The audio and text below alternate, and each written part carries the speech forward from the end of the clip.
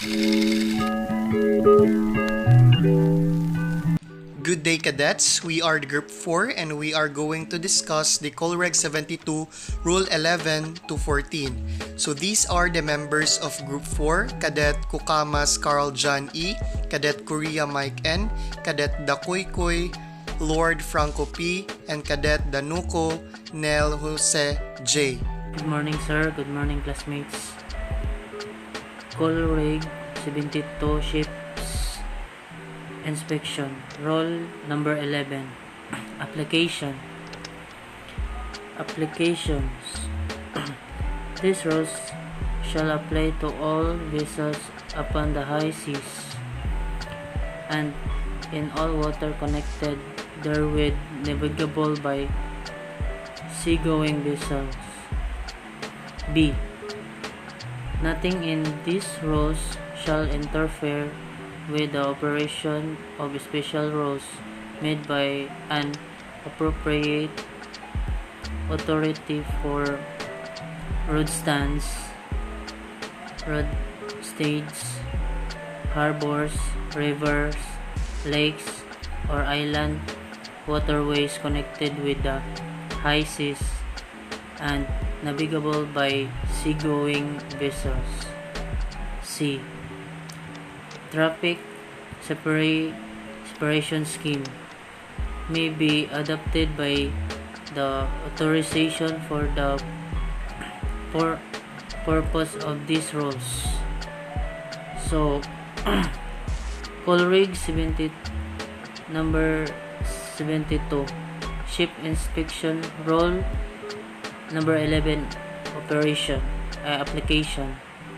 So there are 16 ship inspections. First is red star shells. Next is flaghorn continuous sounding. Next is flames on a vessel. Next is gunfire at intervals of 1 minute. Next is orange background black ball and square. Next is SOS. Next is Mayday by radio. And then parachute red flare. Next is die marker any color. Next is code flag November Charlie, and a square flag and ball, and wave arms. And the next is radio telegram alarm and radio telephone alarm. And next is position indicating radio beacon. The last one is smoke. That's all. Good afternoon, everyone. This is Cadet Lord Franco Dakoy reporting Rule 12 Sailing Vessel. Sailing vessel.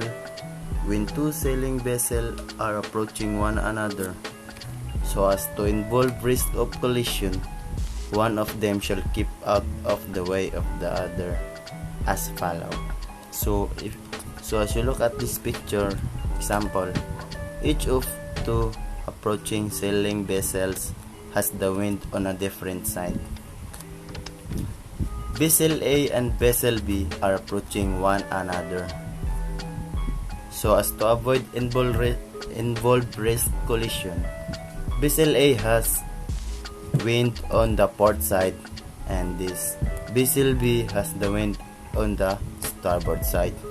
So when each has the wind on a different side, the vessel which has the wind on a port side, this Vessel A, and shall keep out of the way of the other vessel D. So this is vessel B.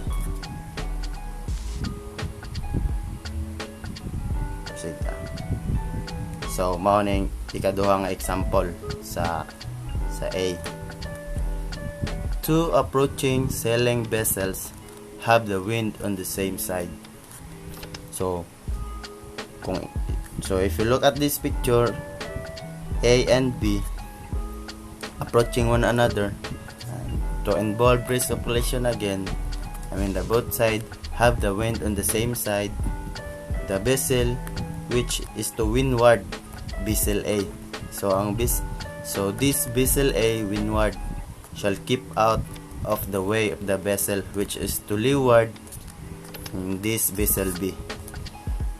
The windward side shall be deemed to be the side opposite to that on which the mainsail is carried, or in the case of a square-rigged vessel, the side opposite to that on which largest fore and aft sail is carried. So B.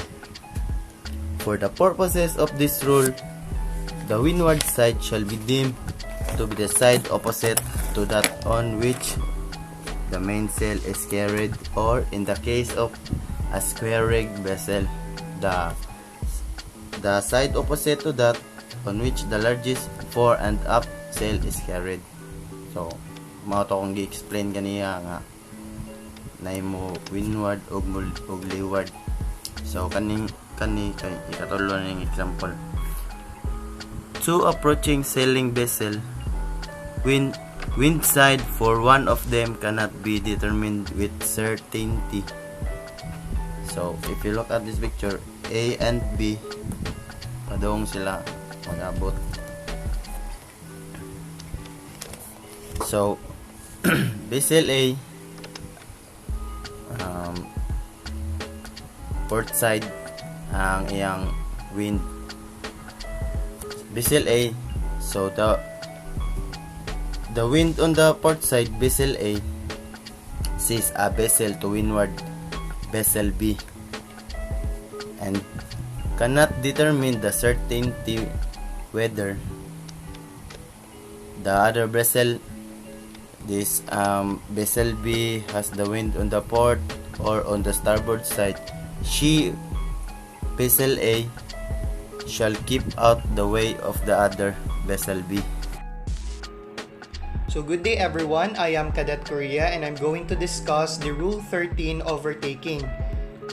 So A, notwithstanding anything contained in the rules of Part B, Section 1 and 2, any vessel overtaking any other shall keep out of the way of the vessel being overtaken. So what does that mean? Is that notwithstanding anything in Part Section 1 and 2 of the rules means that nothing else within the rules can trump Rule 13 overtaking. Wrong is a priority. So as long as per Section 2, we can see the vessels with our naked eye.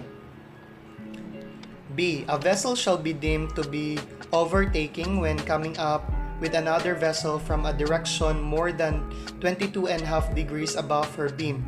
That is, in such a position where reference to the vessel she is overtaking, that at night she would be able to see only the stern lights of the vessel but neither of her side lights.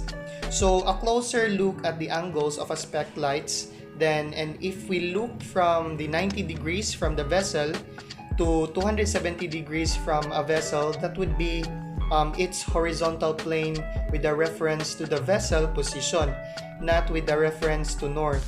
So 22.5 degrees above the beam, that gives us the visible are the stern lights from end to end.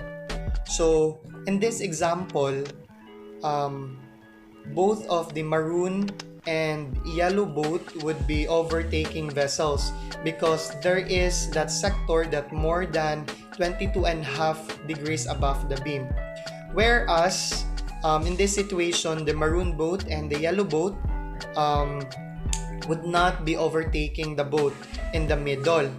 because they are not 22.5 degrees above the beam. So these two situations would be both crossing situations. Next, we have the C. When a vessel is any doubt as to whether she is overtaking another, she shall assume that this is the case and act accordingly. So, in this example, we're on the right on the 22.5 degrees above the beam section, and it might be difficult to say whether we are truly overtaking or not. So, we will assume that with this overtaking vessels, and we will be behave accordingly and act as a giveaway vessels. Last is D. Any subsequent alteration of the bearing between the two vessels shall not make the overtaking vessels a crossing vessel within the meaning of these rules, or relieve her of the duty of keeping clear and of the overtaking vessels until she is finally passed and clear. So, what is this rule means that if we're not allowed to start overtaking another vessels and then suddenly alter course so that she should have to take avoiding action. So we have to maintain our status as a giveaway vessels until we're passed and clear, and we can no longer affect the course of the first vessel. So that is the rule 13. To sum up, if we're approaching from behind another vessels, we are the giveaway vessels and must take every caution to stay of her way and not impede her course. Head-on question. So letter A. When two power-driven vessels are meeting reciprocal or nearly reciprocal courses so as to involve risk of collision, each shall alter her course to starboard so that each shall pass on the port side of the other. So, kung naay magbangga nga barko o naay magsugat, you need to alter your course in the starboard side so that avoid magabangga. So B.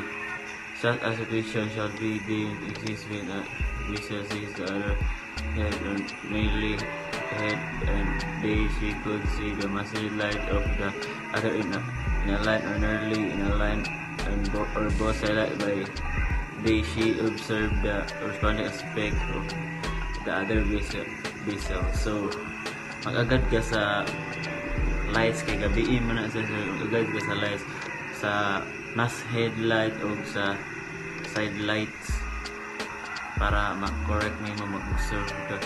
So letter C. When a vessel is in any doubt as to whether such a situation exists, she shall assume that it does exist and act accordingly. So same ra siya sa letter A, sir. Alter mo ka sa starboard side. So that's all, sir. Thank you. So that would be all, and thank you for listening, and God bless us all.